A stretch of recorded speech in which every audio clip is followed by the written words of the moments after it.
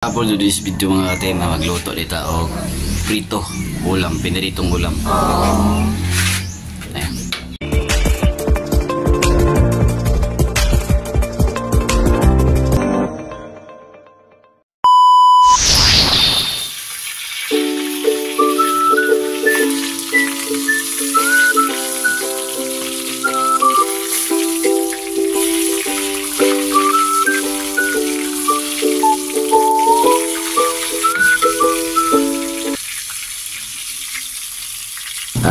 Buat sa may video mga katim, nagluto kita dari karon bituka ng baboy.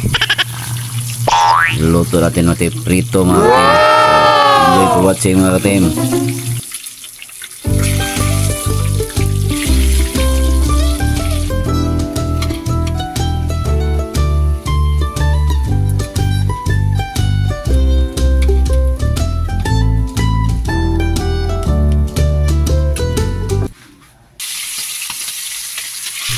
So mga katim, tapos na ang bituka, isda na naman ang ating lutuin mga katim. Pritong isda.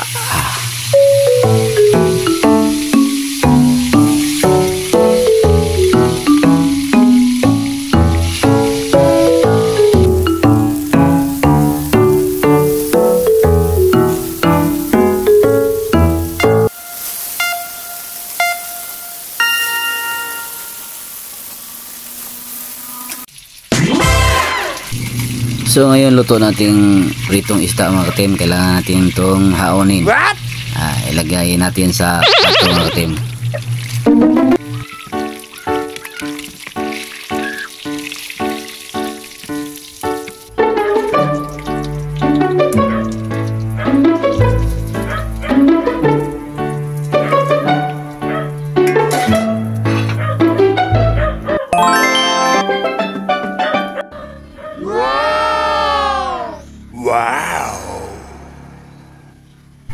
So mga katim, luto na din itong giprito nga bituka isda mga katim. Nagimo dito diri og sausawan. Lagyan natin ng sili, maanghang na maasim-asim. Tikman natin ito mga katim.